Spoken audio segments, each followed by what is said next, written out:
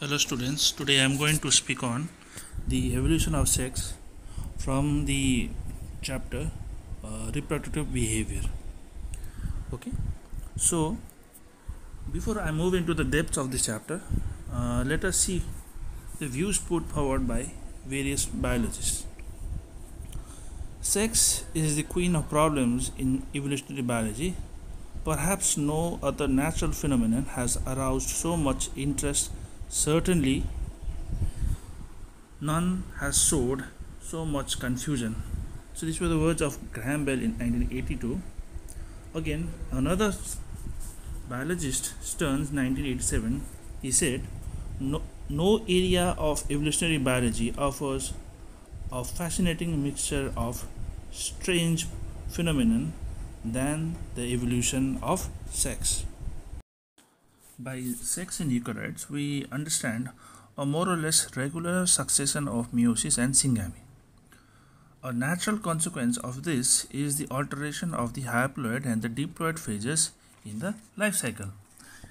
Eukaryotic sex significantly differs from the prokaryotic sex in two crucial respects.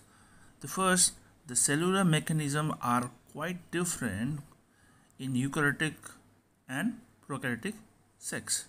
And also, the transfer of genetic material in prokaryotes is less frequent and it's more localized. Although an alteration of haploid and diploid phases follows from the sex, a clue to the origin problem may lie in the idea that this alteration existed before the evolution of sexual recombination. The first hint that is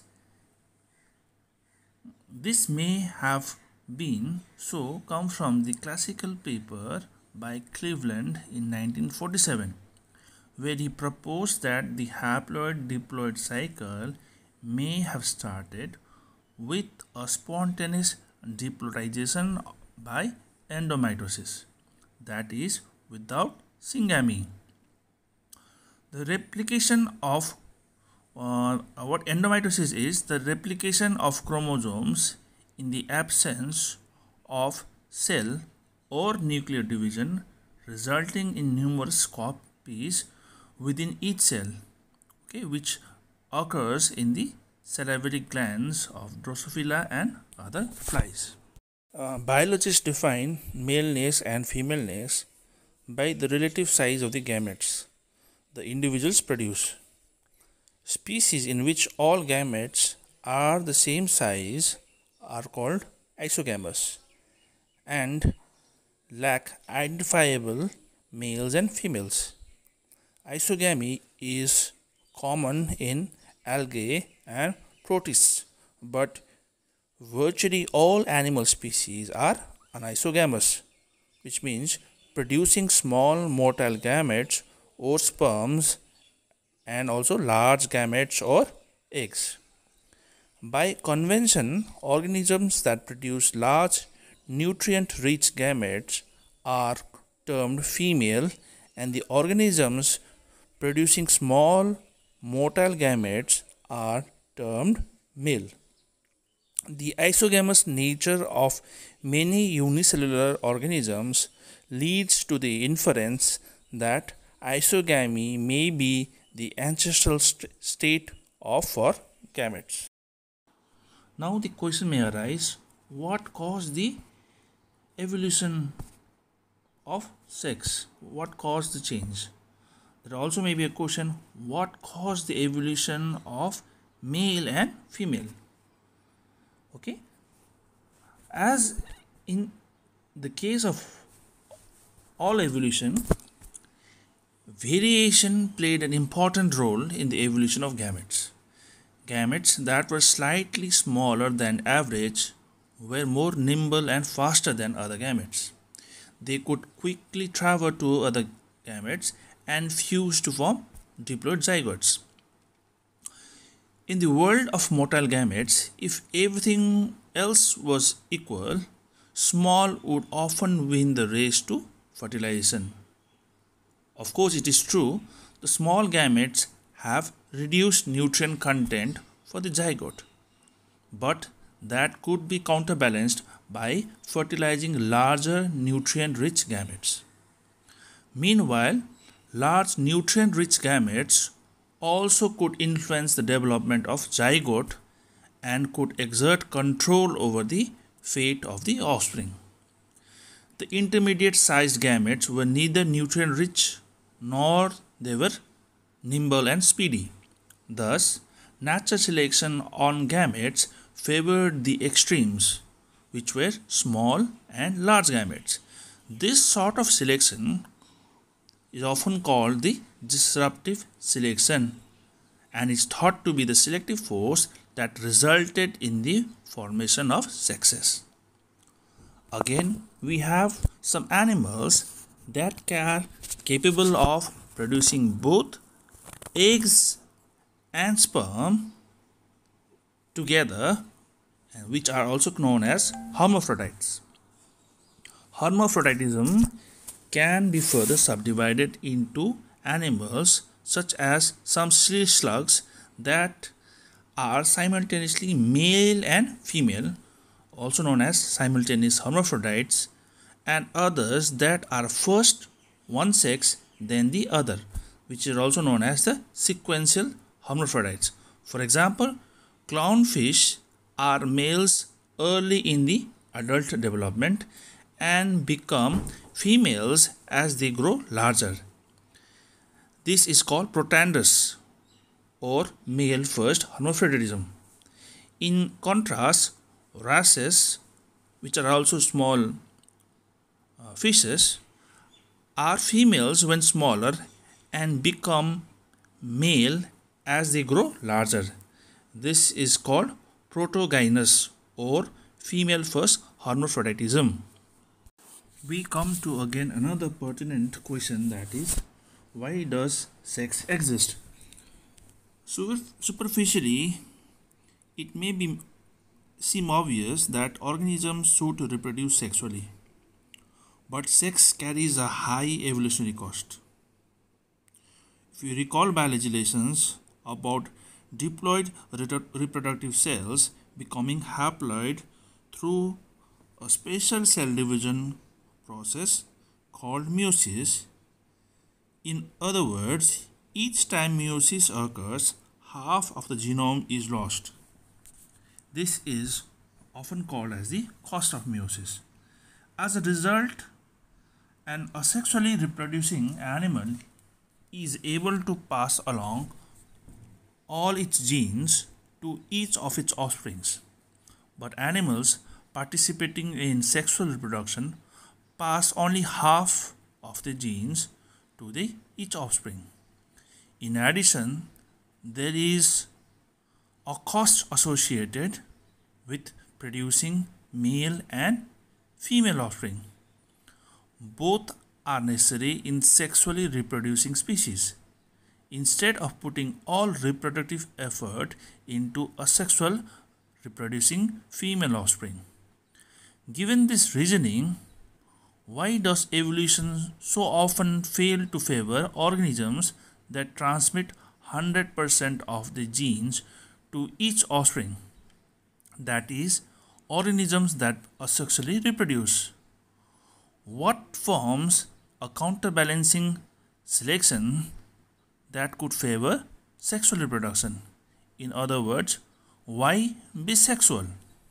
Well, to answer all these questions, the major argument for evolution and maintenance of sex is that the selective advantages from genetic recombination and genetic diversity among the offsprings outweigh the costly nature of sex.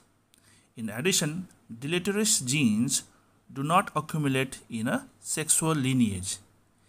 Indeed, this genetic diversification is so beneficial that it occurs in many organisms that do not have male and female forms, such as mating strains of protists.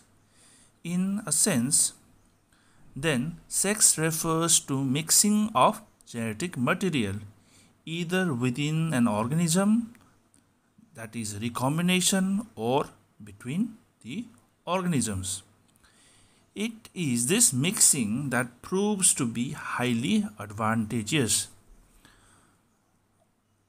Gorelick and Heng argue that the main functions of sexual reproduction are essentially genetic editing. Meiosis eliminates harmful chains and mutations and allows the repair of damage to DNA.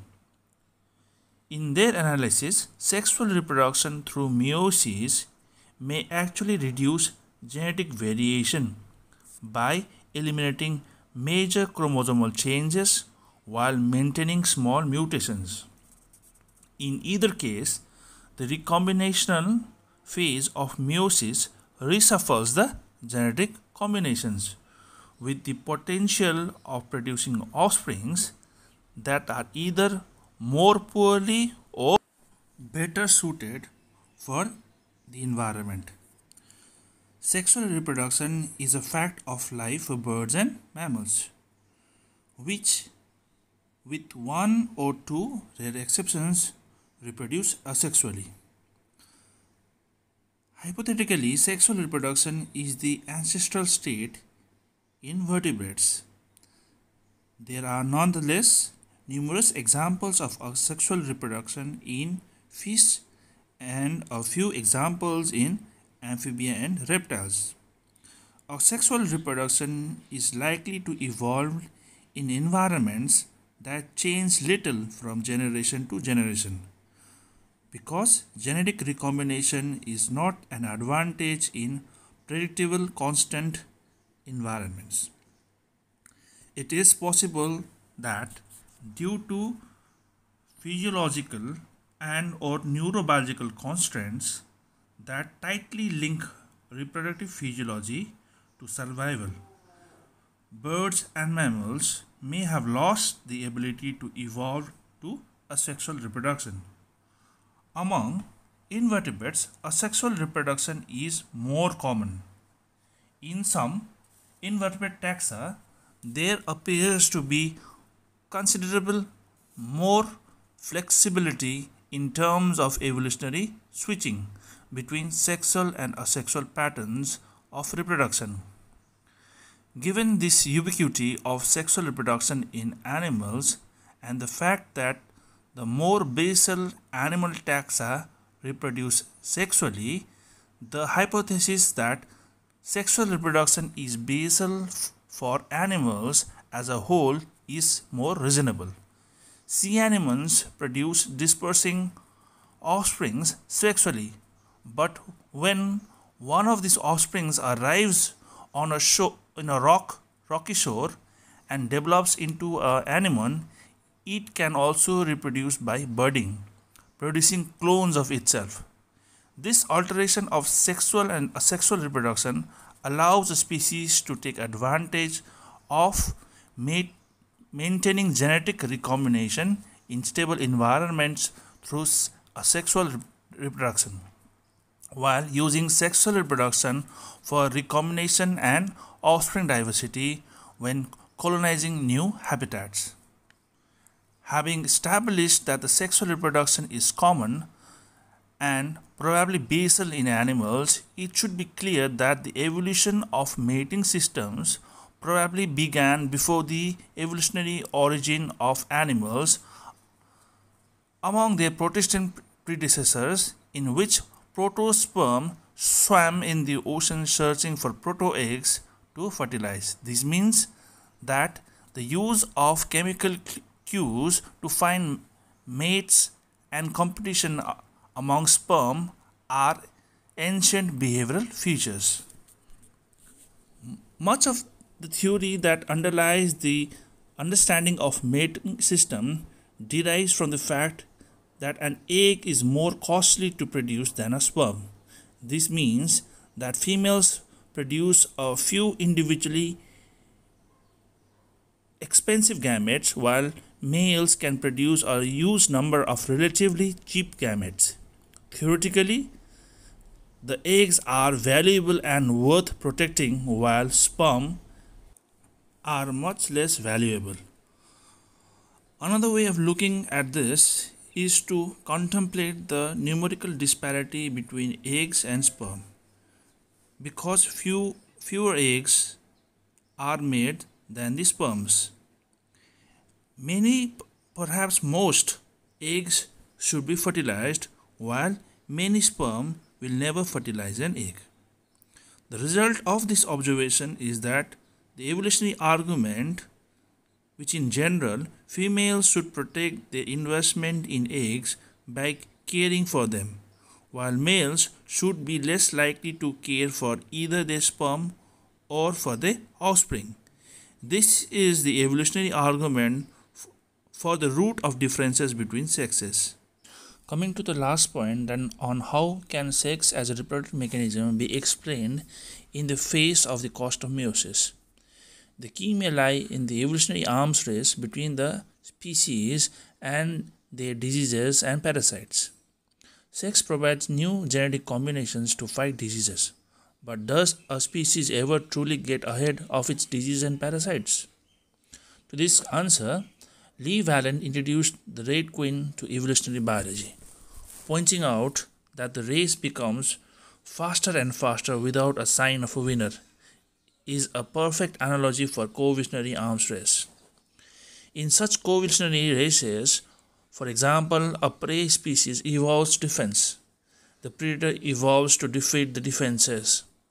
The predator evolves another defense, and on and on. Moving fast seems to never to go more than get you back to the same starting point. But stopping during an evolutionary arms race leads to an extinction. The same principle can be applied to the evolution of sex. Many evolutionary biologists see Red Queen's tales as relevant to the evolution of sex, explaining that the value of sexual reproduction fluctuates over time. Genetic recombinations gained from sexual reproduction produces new defenses against diseases and parasites. When diseases and parasites pressures are low, the cost of meiosis and the benefits of proven genetic combinations favor asexual reproduction. But when diseases and parasites surge, sexual reproduction is favored. Thus, the race goes up and downhill, and the fast moving species are again condemned to run into the same place.